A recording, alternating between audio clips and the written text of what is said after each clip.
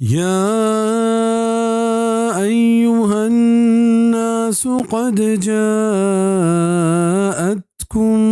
موعظة من ربكم وشفاء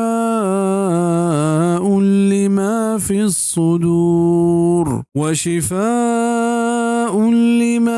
الصدور وهدى ورحمة للمؤمنين.